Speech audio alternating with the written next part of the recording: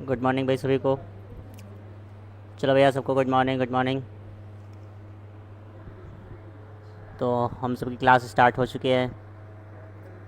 तो हम सब कौन सा चैप्टर पढ़ रहे हैं? Chapter number 9th। ओके।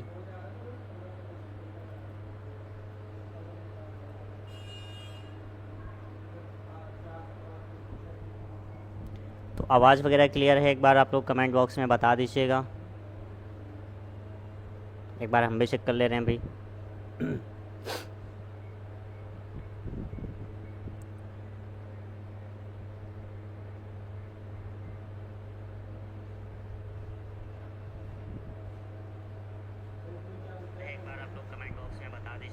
चलिए ठीक है, आवाज़ क्लियर है सबको। गुड मॉर्निंग भाई सभी को, गुड मॉर्निंग। मानवी मारिया दोनों लोगों को भाई गुड मॉर्निंग मेरी तरफ से। बाकी आप लोग शेयर कर दीजिए क्लास एक बार दोस्तों के साथ कि क्लास स्टार्ट हो चुकी है।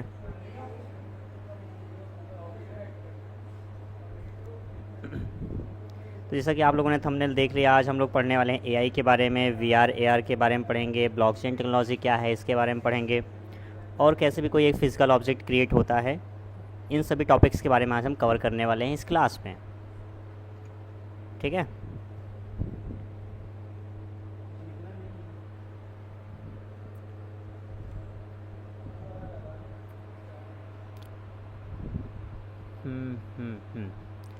तो क्लाउड कंप्यूटिंग वगैरह हमने कल क्लास में पढ़ लिया था, लास्ट क्लास में।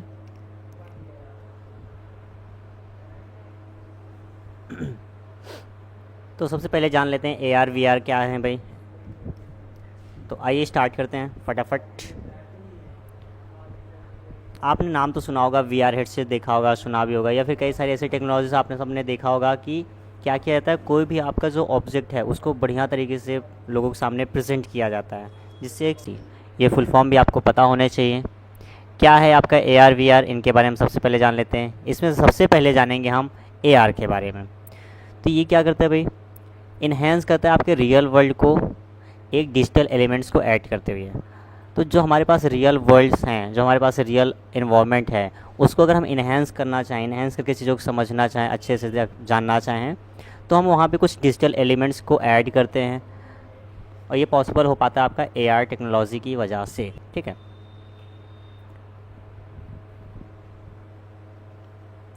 से यहाँ पे एक एग्जांपल के तौर पे बताया गया, जो आपका पोकेमॉन गो करके कार्टून आता है, उसमें क्या होता है ए आर के बारे में। अब ऐसे हम पढ़ लेते हैं वी आर क्या है, वी आर की डिफिनीसन जान लेते हैं। तो यहाँ पे क्या होता है, पूरी तरीके से आपको जो है कंप्यूटर जनरेटेड इन्वायरमेंट में ढाल दिया जाता है, जहाँ पे रियल वाली चीज़ें तो होती हैं बट उसको ब्लॉक कर दिया जाता है कंप्यूटर जनरेटेड इन्वायरमेंट। तो ये आपका पॉसिबल हो पाता है वी आर की वजह से। एग्जाम्पल के तौर पर आपका ऑक्यूलस वी आर हो गया, गेम खेलने के लिए या फिर वर्चुअल दुनिया को एक्सप्लोर करने के लिए, समझने के लिए ये आपके डिवाइसेस काम में आते हैं। मतलब है भाई, इन शॉर्ट ए आर क्या करता है, आपकी जो रियल इन्वायरमेंट है उसी में कुछ डिजिटल एलिमेंट्स को ऐड करने के बाद उसे और भी ज़्यादा बेहतर बनाने की कोशिश किया जाता है या फिर बेहतर बनाता है। लेकिन जो वी आर आपका टेक्नोलॉजी है वो क्या करता है, पूरी तरीके से आपके रियल इन्वायरमेंट को ब्लॉक कर देता है और एक कंप्यूटर जनरेटेड दुनिया में आपको लेके चला जाता है। तो ये है भाई आपका ए आर और वी आर के बीच में डिफरेंस। इसके बाद हम जानेंगे इनके क्या फ़ायदे हो सकते हैं, क्या नुकसान हो सकते हैं, कहाँ कहाँ पे इनका इस्तेमाल किया जा सकता है या फिर कहाँ पे इनका इस्तेमाल हो रहा है आज के टाइम पे। तो सबसे पहले जानेंगे इंस्ट्रूमेंट लर्निंग हो गया या फिर शॉपिंग हो गया, चाहे फिर अगला पॉइंट करना है तो उसके लिए भी इनका इस्तेमाल किया जाता है। तो ये भी किसी पेशेंट को तो दे नहीं सकते, के ज़रिए एक्सपीरियंस करवाया जाता है, चीज़ों को प्रैक्टिकल के लिए दिया जाता है। अगला पॉइंट आपका है विजुलाइजेशन इन प्रोजेक्ट्स। किसी भी चीज़ को अगर आप विजुलाइज़ करना चाहते हो तो उसके लिए भी इस चीज़ को आप इस्तेमाल कर सकते हैं। जैसे एग्जांपल के तौर पे एआर से आप बिल्डिंग का नक्शा 3D में देख सकते हैं, है ना। कोई प्रोवाइड करके काम को आसानी तरीके से करवाया जा सकता है इस एआर की वजह से। फिर है मार्केटिंग इनोवेशंस। एडवर्टाइजमेंट्स के लिए भी इस चीज़ का इस्तेमाल किया जाता है, बेहतर स्टफ्स दिखाने के लिए लोग क्या करते हैं, एलिमेंट्स का, डिजिटल एलिमेंट्स का यूज़ करके हम एक अच्छा सा एडवर्टीज़मेंट भी करवा सकते हैं। कई सारी चीज़ें हम क्रिएट कर सकते हैं।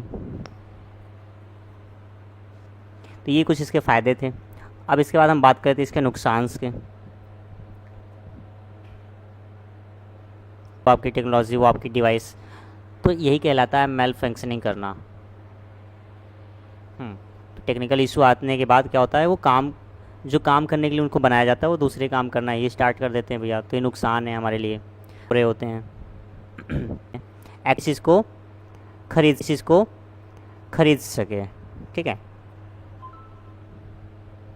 अगला पॉइंट, आप कुछ भी एक्सीडेंट हो सकते हैं, तो वही चीज़ है, पीपल में गेट इंजर्ड। जैसे एग्जांपल के तौर पे आपका पोकेमॉन गो गेम जो आपका है उसको खेलते समय, सड़क पार करते समय आपके साथ दुर्घटना हो सकती है ना। आपको ऐसा लगे कि आप रियल में ही सड़क पार कर रहे हो भैया, तो ये सारी चीज़ें हो सकती हैं। मिसयूज़ पॉसिबिलिटीज़, दुरुपयोग नहीं है हमारे लिए भी, हमारे सोसाइटी के लिए भी ये अच्छा नहीं होता है, ठीक है। तो ये कुछ आपके फ़ायदे और नुकसान हो जाते हैं। इसके बाद हम जानेंगे इनका क्या एग्जाम्पल है, सॉरी क्या इसके एप्लीकेशंस है, कहाँ कहाँ पे इसका इस्तेमाल किया जाता है, या फिर कहाँ कहाँ पे इस्तेमाल रिटेल में बनाने के लिए। और रिटेल में जैसे आपने लेंस कार्ट पे जा कर के चेक किए होंगे कि आपके फेस पे कौन सा चश्मा बेस्ट लगेगा, कौन सा बढ़िया फिट बैठेगा। इस चीज़ को अगर आप चेक करना चाहते हैं बिना चश्मे का लेंस मंगाए, तो उसके लिए आप, या फिर बिना चश्मे का फ्रेम को ऑर्डर किए मंगाए, तो आप लेंस कार्ट पे जाके चीज़ें चेक कर पाते हैं, है ना। किया भी होगा आप लोगों में से कुछ लोगों ने, किसने किसने किया है एक बार कमेंट। फिर अगला पॉइंट आपका है नेविगेशन के लिए, मैप वगैरह में आप देख सकते हैं, नेविगेट करने के लिए भी इसका इस्तेमाल किया जाता है भाई। तो गूगल मैप्स हो गया, जहाँ पे स्क्रीन को लाइव दिखाई जाती हैं। गेमिंग के लिए भी आप इसका इस्तेमाल कर सकते हो, जहाँ पे आप पूरे डिजिटल गेम्स जो खेलते हैं खुद को भी वहाँ पे एक्सपीरियंस कर सकते हो। ऐसा लगेगा कि आप खुद ही उसके अंदर घूम रहे हो, भग रहे हो। ये सारी चीज़ें एक्सपीरियंस करना चाहें तो आप उसके लिए किया जा सकता है। मैंने आपको ऑलरेडी बता रखा था अभी एडवांटेज में कि रियल टाइम में इंस्ट्रक्शंस देने के लिए, गाइड करने के लिए हम इसका इस्तेमाल कर सकते हैं। तो ये थी भाई आपका AR और VR टेक्नोलॉजी के बारे में, इनके फ़ायदे और नुकसान, और साथ के साथ इनका एप्लीकेशन की कहाँ कहाँ पे इसका उपयोग किया जा सकता है। इन शॉर्ट इसी चीज़ को यहाँ पे AI जिसको आप लोग बोलते हैं, बहुत सुना होगा आज के टाइम पे AI हर एक काम AI करता है सर। नोट्स AI प्रोवाइड करता है, आंसर AI देता है, वीडियो इन आप लोग का जो व्हाट्सअप का मेटा AI है तो उसका तो ज़रूर इस्तेमाल करते होंगे, भले टाइम पास के लिए आपने किया हो। लेकिन इनका इस्तेमाल आप कई तरह के मायने में कर सकते हैं, वो आपके ऊपर डिपेंड करता है कि आप उसका किस पर्पज़ के लिए इस्तेमाल करना चाहते हैं, एंटरटेनमेंट के लिए, या लर्निंग के लिए, या कुछ बेहतर बनाने के लिए, या फिर नए इनोवेशंस के लिए, या रिसर्च के लिए, ठीक है। तो आइए जानते हैं पहले AI है क्या। तो ये आपका होता है भाई, देखो, artificial intelligence is when computer are design to think and act like humans by learning, solving problems, making decision. अब देखो ये क्या है, अगर हम अपने या कोई एक अच्छा डिसीजन लेना, ये सारे काम अगर करने के लायक हमारा कंप्यूटर बन चुका है, तो मतलब वो आपका आर्टिफिशियल इंटेलिजेंस ही है। और आर्टिफिशियल इंटेलिजेंस आपका AI ये सारे काम करता है। अगर हमें कोई प्रॉब्लम है, हमें कोई क्वेश्चन नहीं समझ में आ रहा, तो उसका सोल्यूशन, प्रॉब्लम को सोल्यूशन है वो आपको AI देगा।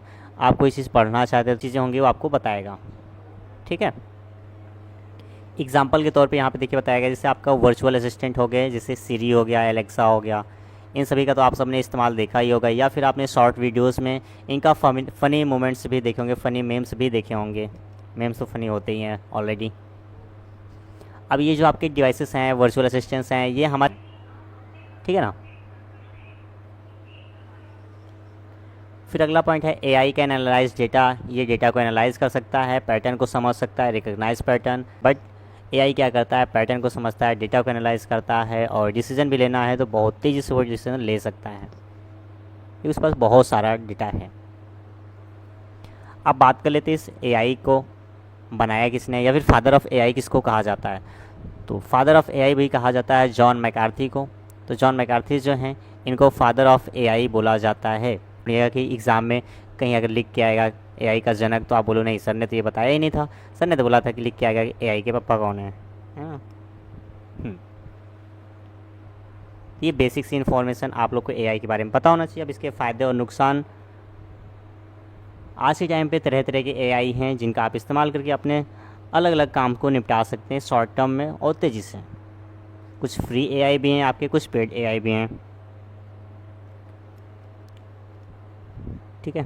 तो अगर आज आप लोग की डिमांड रहेगी तो भाई मैं आप लोग AI के बारे में जान सकते हैं, अगर आप लोग को जानना होगा तो भाई कमेंट बॉक्स में ज़रूर बोलिएगा, आपको बता दिया जाएगा, ठीक है। तो एडवांटेज में हम देख लेते हैं। सबसे पहला पॉइंट है तो ऑटोमेशन।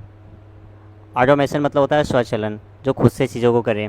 तो एआई क्या करता है, रिपीटिव टास्क को ऑटोमेटिक तरीके से खुद से करने स्टार्ट करता है, मतलब जो बार बार करने वाले टास्क होते हैं वो खुद से कर सकता है।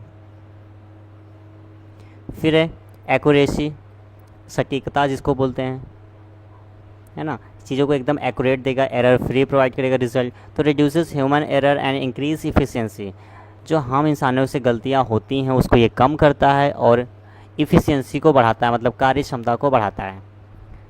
इससे AI diagnosis diseases accurately, AI बीमारियों को जो एकदम सही तरीके से पहचान कर सकता है, क्योंकि इसके पास बहुत ज़्यादा अमाउंट में डेटा है, एक बिग डेटा इसके पास अवेलेबल होता है।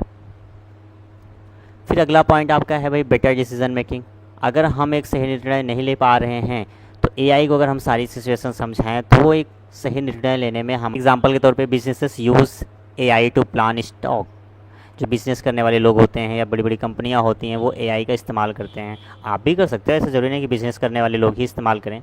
आप भी एआई का इस्तेमाल करके अपने नोट्स बना सकते हो, अपने होमवर्क कर सकते हैं, कोई भी क्वेश्चन का सॉल्यूशन आपको नहीं पता वो सॉल्व करवा सकते हैं। कुछ भी आप जो भी करना चाहते हैं वो सारी चीज़ें आप कर सकते हैं। तो अगर कमेंट बॉक्स में क्वेश्चंस डिमांड आएगी तो मैं आप लोग को बता दूंगा उस वेबसाइट का नाम, वहाँ पे जाके आप लोग देख सकते हैं, बाकी जैसे आप लोग की मर्जी। फिर अगला पॉइंट है 24/7 अवेलेबिलिटी। ये हमेशा उपलब्ध होता है, ऐसा नहीं है। फॉर एग्ज़ाम्पल एआई है तो भाई आपके साथ हमेशा घूमते टहलते खाते पीते सोते जगते वो आपके साथ अवेलेबल है। आपके पास आपका फ़ोन है तो इसका मतलब आपके पास आपका एआई भी है। जब मन चाहे आप उससे कुछ भी पूछ सकते हो, आपको हर तरीके से सपोर्ट करने के लिए रेडी है। अब पढ़ाई के क्षेत्र में अगर आप समझना चाहो तो टीचर्स देखिए भाई आपके पास हमेशा अवेलेबल नहीं हो सकते हैं, है ना। तो अगर आपको कोई भी डाउट आता है तो आप टीचर से उसी टाइम पे पूछ सकते हो जिस समय पे वो अवेलेबल हैं।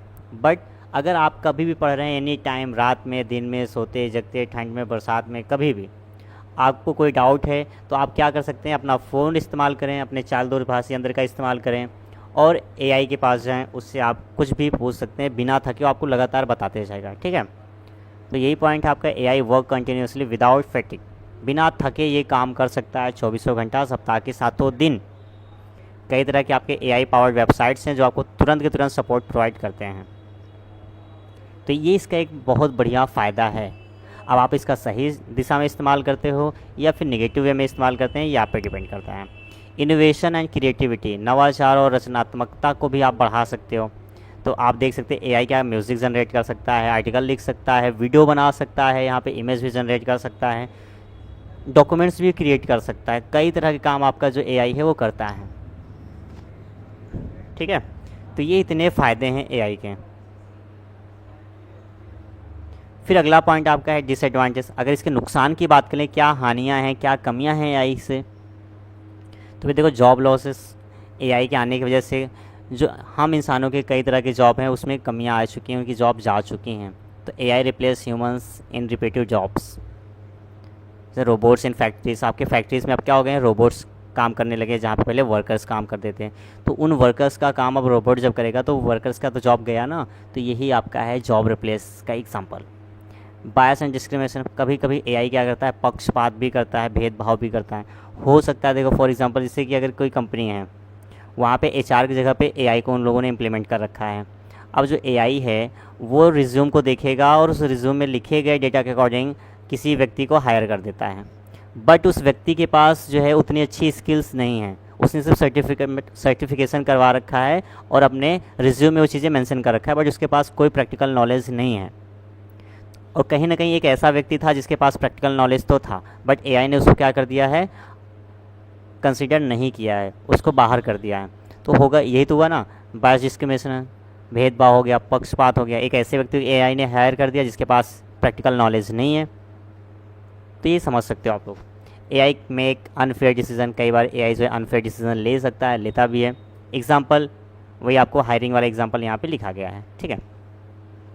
प्राइवेसी कंसर्न, भैया प्राइवेसी वाली चिंता होनी भी चाहिए, अगर आपको नहीं होती है तो हमारे डेटा का ये गलत इस्तेमाल किया जा सकता है। तरह तरह के एआई अवेलेबल हैं आज के टाइम पे, फेस स्वैप किया जा सकता है, किसी का भी चेहरा किसी पे भी चिपकाया जा सकता है। और कई बार क्या होता है लोग इसका गलत इस्तेमाल भी कर लेते हैं।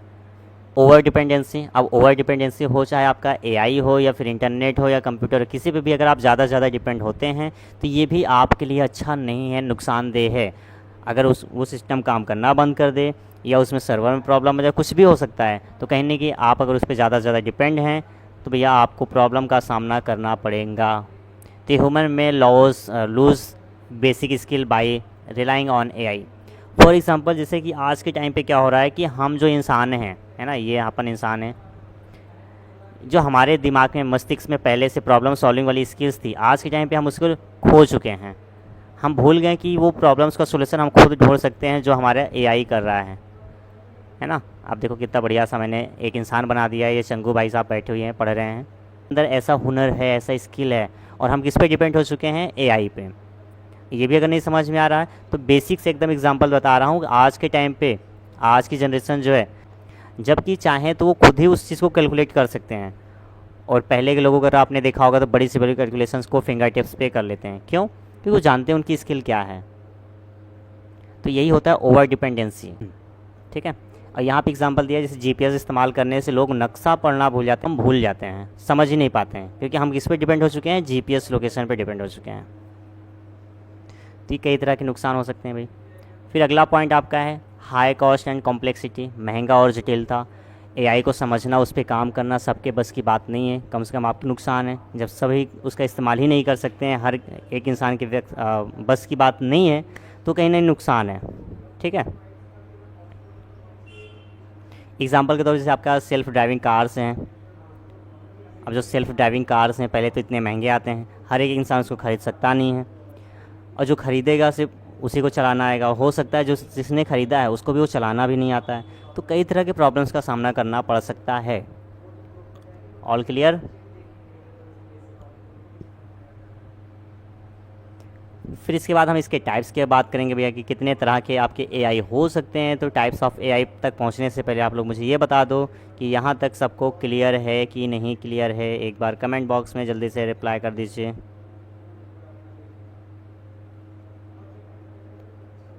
बॉक्स में जवाब नहीं आए कि सर आप एआई का वेबसाइट बता दीजिएगा। तो अगर आप लोग के जवाब नहीं आएंगे तो मैं बिल्कुल भी बताने वाला नहीं हूँ। जब तक कमेंट नहीं आएगा कमेंट बॉक्स में, मैं नहीं बताऊँगा।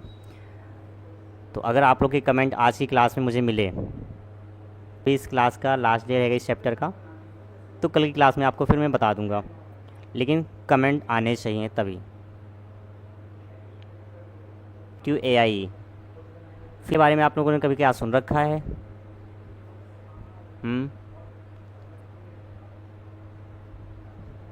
चल क्रिएट करता है ना, अपने से कुछ सीखता है। फॉर एग्जांपल, जैसे कि अगर आपने चेस खेला हो कंप्यूटर के साथ, कंप्यूटर बॉट के साथ, या लूडो खेला हो कंप्यूटर बॉट के साथ, तो वो जो बॉट वहाँ पे खेल रहा होता है आपके साथ, उसको पहले से यहाँ पे देख सकते हैं, doesn't learn just react based on rules. ये नई चीज़ों को सीखता नहीं है, सिर्फ और सिर्फ पुरानी चीज़ों पे जो। अगला आपका है मेमोरी लिमिटेड एआई या फिर लिमिटेड मेमोरी एआई। इसका क्या काम होता है? ये शॉर्ट टर्म में पुराने डेटा को भूल जाता है।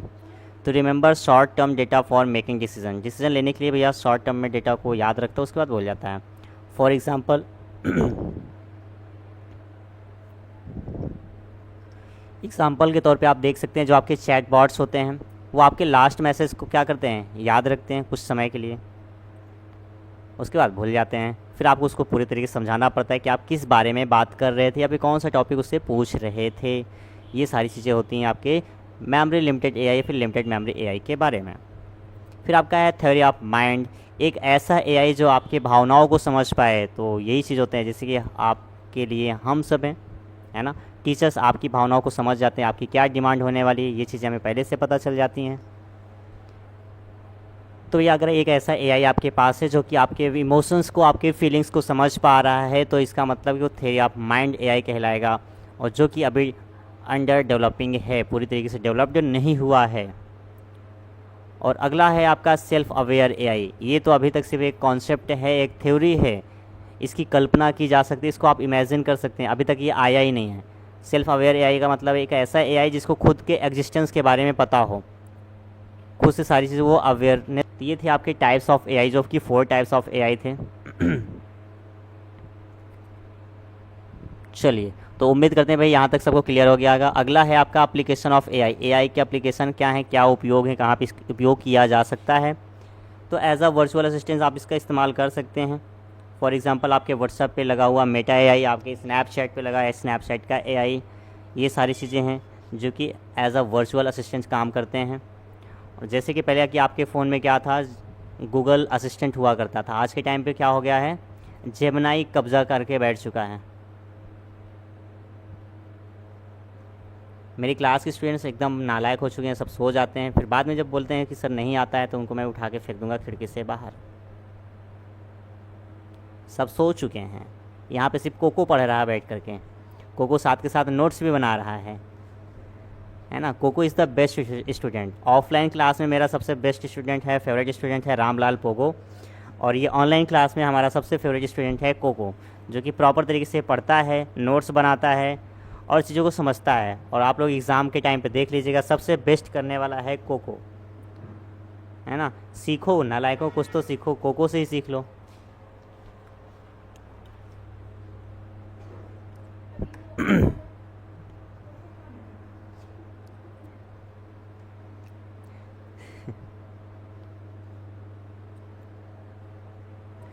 चलिए ठीक है भैया। तो आप लोग को लगता होगा कि सर फालतू में बैठ के टाइम पास कर रहे होते हैं ना, लेकिन आप लोग को नहीं पता है कि आप कई सारी चीज़ें, नई नई चीज़ें यहाँ पे सीख रहे हैं,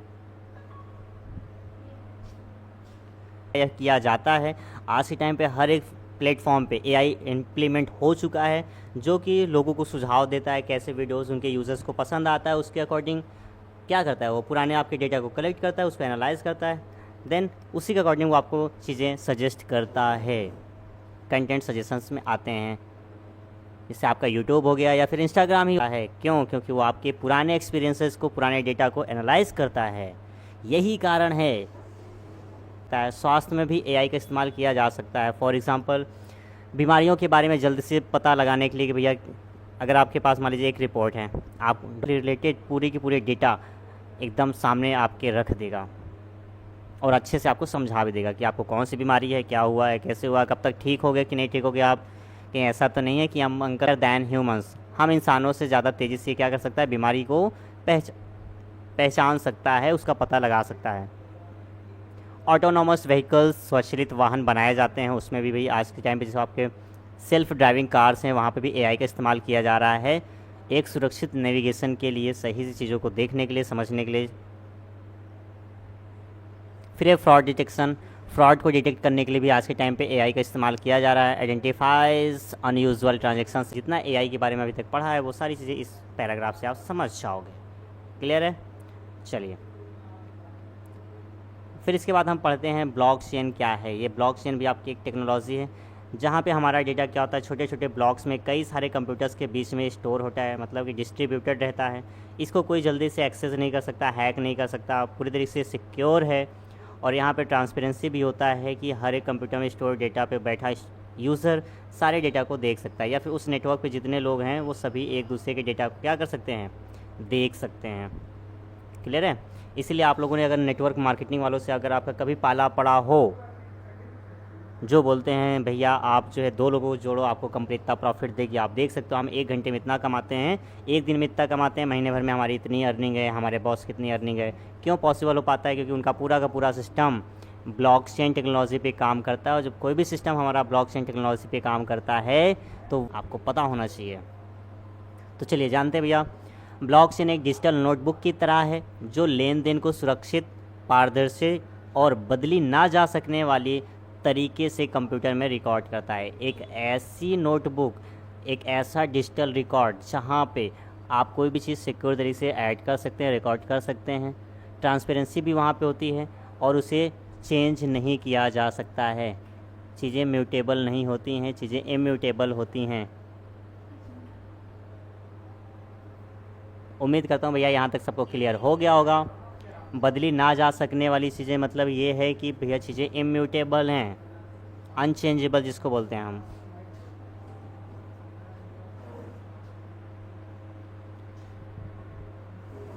अब दूसरा पॉइंट क्या है भाई, instead of storing information in one place blockchain spread the system across many computers. ये मैंने आपको समझाया था कि यहाँ पे डेटा आपका एक जगह नहीं स्टोर होता है, कई सारे सिस्टम्स में इसको डिस्ट्रीब्यूट कर दिया जाता है, जिससे कि हैकर्स इसको आसानी से हैक कर नहीं सकते हैं। This makes it secure, decentralised and hard to hack. ये सारी चीज़ें मैंने बताई। डिसेंट्रलाइज का मतलब होता है विकेंद्रीकृत, जहाँ पर चीज़ें डिस्ट्रीब्यूटेड होती हैं।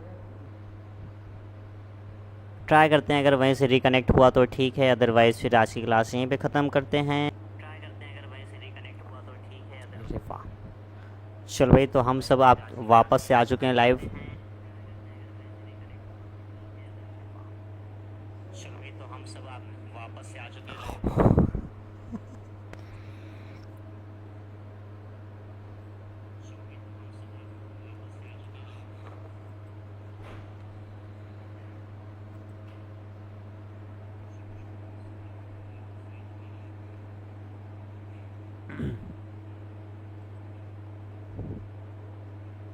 चलो गाइस, क्षमा चाहते हैं, बीच में क्लासेस जो हैं सिस्टम की प्रॉब्लम की वजह से थोड़ा सा सिस्टम बंद हो गया था, इसी कारण से क्लास जो है ख़त्म हो गई थी। हम सब वापस से रिकनेक्ट हो चुके हैं, तो अब आगे कंटिन्यू करते हैं। पॉज हो गया था, बफरिंग हो रहा था, ठीक है। तो ये बफरिंग जो हुआ, सिस्टम जो बंद हुआ, इसके लिए क्षमा चाहता हूँ भैया। Technical issue, this is also known as a technical issue, technical glitch. चलिए, तो वापस से हम कनेक्ट हो चुके हैं। तो आवाज़ वगैरह क्लियर है, एक बार तो कमेंट बॉक्स में बता दीजिए।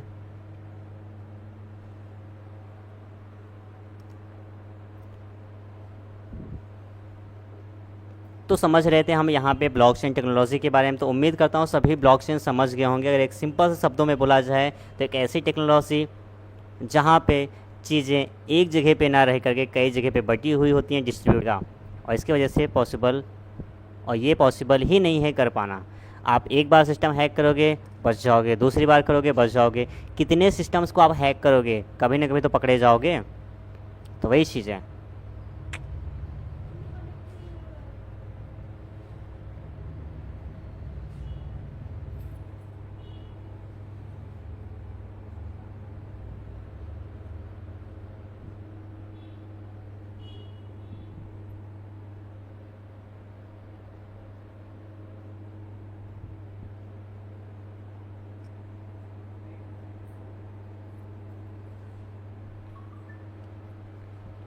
चलिए, तो अगला पॉइंट इसका एडवांटेज के बारे में, कि क्या कि इसके एडवांटेजेस हैं, तो इनके बारे में भी हम जान लेते हैं भाई। Advantage of blockchain technology.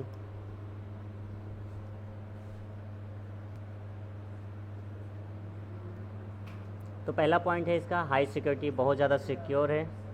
क्यों सिक्योर है मैंने आप सबको बता दिया है, इसके पीछे का रीज़न है ना। तो हाई सिक्योरिटी मिलती भाई यहाँ पे आपको। Transactions are encrypted making them hard to hack और चेंज, ये चीज़ें यहाँ पे देखो हैं। फिर इसके बाद है ट्रांसपेरेंसी। ट्रांसपेरेंसी भी यहाँ पे आपको मिल पाती है। ट्रांसपेरेंसी मतलब होता है पारदर्शिता।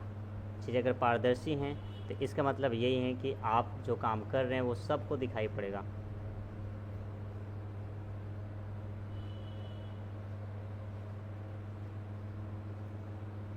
एक minute guys, wait for a few minutes.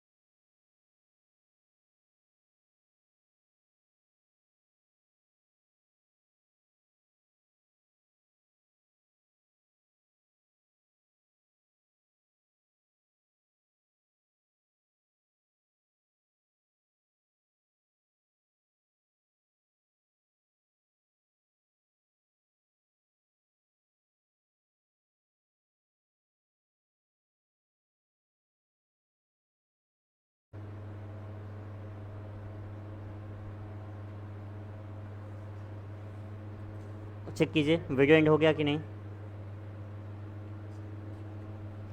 ख़त्म कर दिया। आज बहुत प्रॉब्लम आ रही, कभी सिस्टम बंद हो जा रहा, कभी नेट बंद हो जा रहा। एंड कर दिया मैंने।